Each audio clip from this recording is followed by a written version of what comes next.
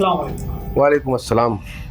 Sir, मैं नशे को आज थोड़ा फ़लसफ़ियाना रुख से जानना चाहता हूँ कि सबसे पहले तो ये कि नशे की फितरी तारीफ़ क्या है, नशा होता क्या है? देखिए मुझे आपने जैसे कहा कि उसकी फितरी तारीफ़ आप जानना चाहते हैं। कोई भी चीज़ जो इंसान के वजूद को लगे और उसके लगने से या उसके इस्तेमाल करने से इंसान अपना होश, और क्योंकि होश खो बैठा है इसलिए काबू भी खो बैठे और रिपीटेडली उसको इस्तेमाल करे, उसको लत लग जाए उस चीज़ की, वो नशे के ज़मरे में आती है। अब प्रॉब्लम ये कि हम लोग इस डेफिनेशन को सिर्फ जिस्मानी तौर पे लागू करते हैं।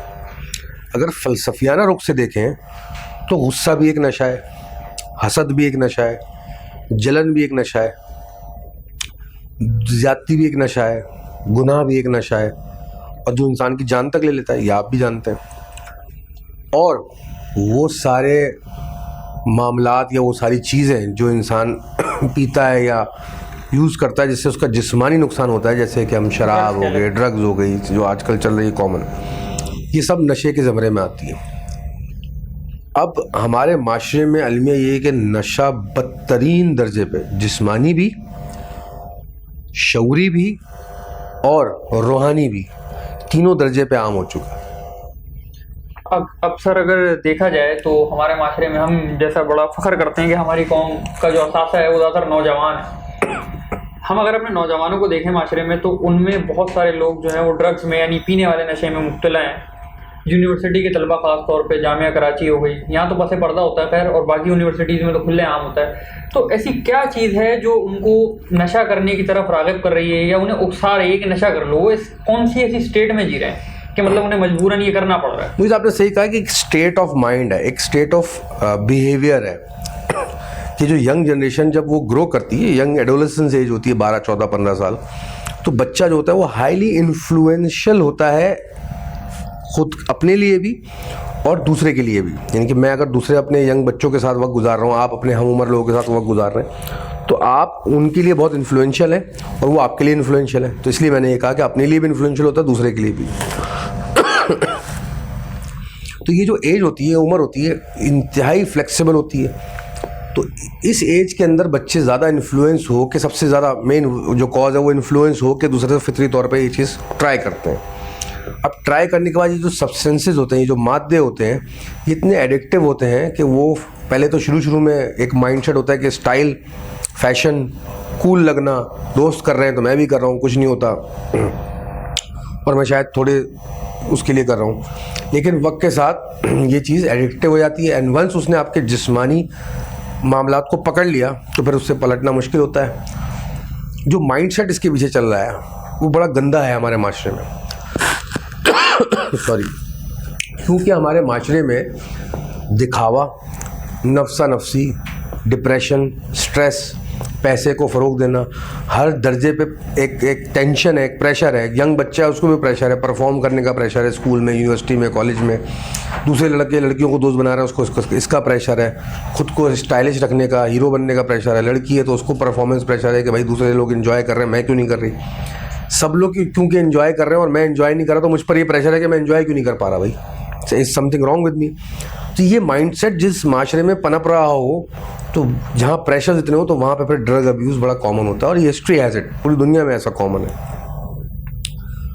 अच्छा, जो फितरी अमल जो आपने फरमाया कि इंसान का फितरी सोच क्या इसके पीछे होती है, वो इंक्विजिटिवनेस होती है, यानी कि क्यूरियोसिटी होती है, तजस्सुस होता है, मैं इसको ट्राई करके देखूँ इस चीज़ को।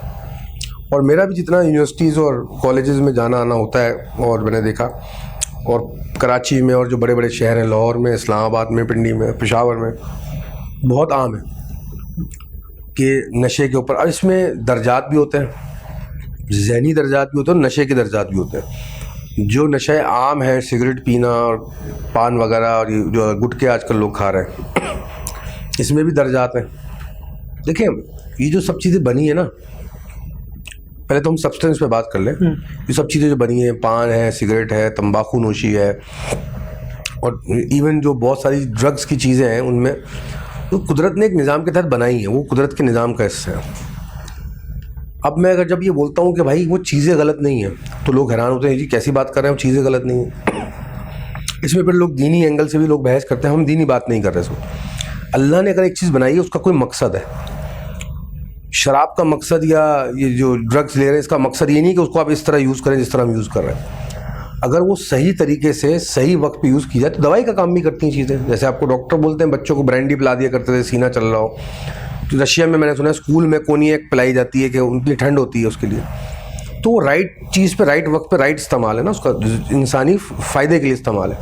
لیکن اگر آپ کسی چیز کو اتنا کثرت سے استعمال کرنا شروع کر دیں کہ اس کو ابیوز شروع کر دیں تو ہر چیز زیادتی ہے.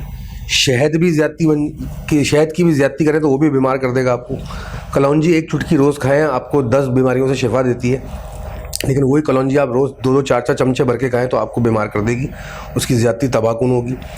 غرض یہ کہ دنیا میں ہر چیز ہر شے اچھی یا بری کلاسیفائی ہم نے کی ہوئی ہے اس کے یوزز کو دیکھتے ہوئے. وہ خود کوئی چیز بری اچھی نہیں ہوتی, اس کا استعمال زیادتی والا ہوتا ہے.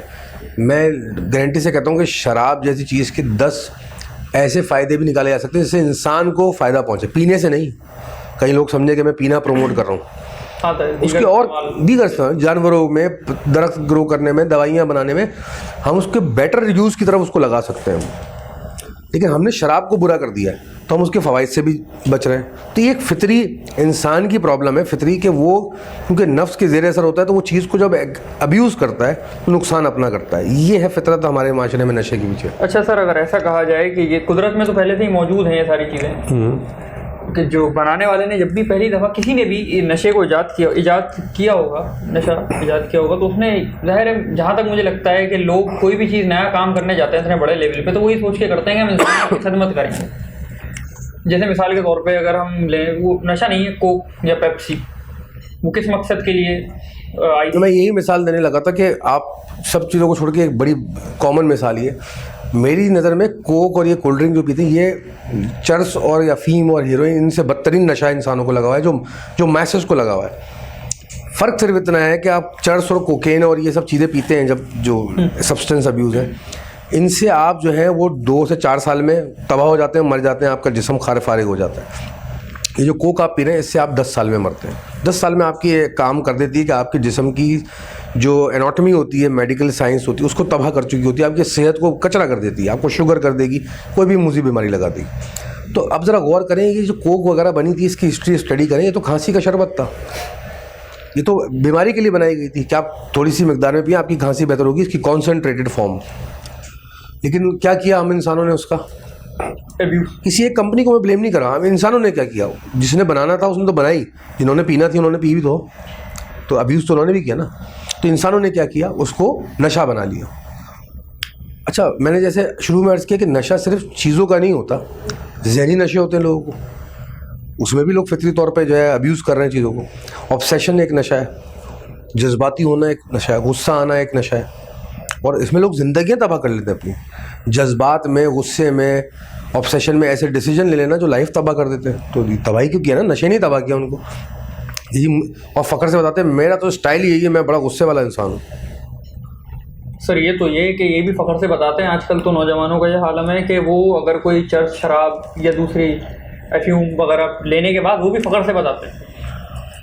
دیکھیے سر, مجھے جو معذرت آپ کی بات کر رہا ہوں, ایک فیکٹر یہ دیکھنے میں آ رہا ہے کہ جو طلبہ یعنی ینگسٹر جو ڈرگس لے رہے ہیں اس میں سے کچھ ایسے ہیں جو اپنے گھر کی طرف سے پریشانی میں مبتلا ہیں, کسی یا ذہنی دباؤ کا شکار ہیں, یا اسٹریس ہے, کوئی ڈپریشن ہے, ایک تو وہ لے رہے ہیں, اور ایک وہ لے رہے ہیں جو صرف شیخی میں لے رہے ہیں. لائک دیکھیں دونوں باتوں پہ میں آپ کی کمنٹ کر دیتا ہوں کہ مجھے دیکھیں میں پریشان ہوں, میں آپ کو مارنا شروع کر دوں, میرے کاروبار میں تکلیف ہے, کوئی پرابلم آئی ہے, کوئی میرا غلط ڈیسیجن ہے, کوئی معاملات, میں گھر جا کے بیوی بچوں پہ غصہ اتارنا شروع کر دوں, میرے گھریلو معاملات خراب ہیں تو میں ابیوز شروع کر دوں ڈرگس کا. یہ جو لاجک دے رہے ہیں لوگ آج کے دور میں, اور یہ صرف اس نوجوان نہیں بڑے بھی دے رہے ہیں, یہ مہنگائی اتنی ہے کہ ہم تو 2 نمبر کام جائز ہے, یہ تو ریزننگ نہیں ہے.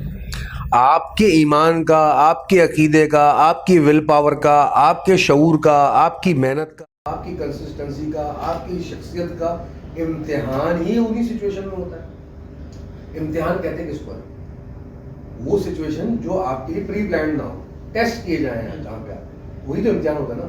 جن سچویشن میں آپ ٹیسٹ کیے جا رہے ہیں تو جس سے آپ ثابت قدم ہو کے باہر نکل کے آپ کہہ سکتے ہیں کہ میں ایک ثابت قدم انسان ہوں, میں ایک کامیاب انسان ہوں, میں ایک اچھا انسان ہوں, کہ میں برے سے برے وقت میں ثابت قدم رہا. تو امتحان والے وقت میں تو آپ فرار اختیار کر رہے ہیں ریزن دے کے. تو امتحان کہاں دیا آپ نے, اور دعوے کرتے ہیں ہم بڑے اسلام پہ چلنے والے. پاس کر دیں کیوں؟ بیٹری کا کیمرہ ہوتی ہے تو بیٹری نہیں ہے. سر یہ تو رہی بات نشے کی کہ نشہ کیا ہے فطری طور پر, اور جو لوگ اس میں مبتلا ہیں ان کو کیا چیز اٹریکٹ کرتی ہے اس کی طرف. سر اب اس کا حل کیا ہو سکتا ہے کہ کوئی بھی بندہ کسی بھی mind of state of mind میں ہو تو وہ نشے سے کیسے دور رہے کہ اس کی زندگی تباہ نہ ہو جائے, مطلب بیسیکلی کہ اپنی زندگی کو تباہ ہونے سے کیسے بچائے, کس طرف جائے؟ ہمارے نوجوانوں کے شعوروں میں یا ذہنوں میں زندگی کی تعریف صحیح سے بیان نہیں ہے. اگر ان کو اس کی تعریف صحیح سے پتہ چل جائے, ان کو تمیز آ جائے کہ زندگی اتنی سستی نہیں, اتنے سستے میں ہو جائے گا, تو پھر وہ اس تباہی کی طرف جانا چھوڑ دیں. بہتر یہ ہے کہ شعور دیا جائے.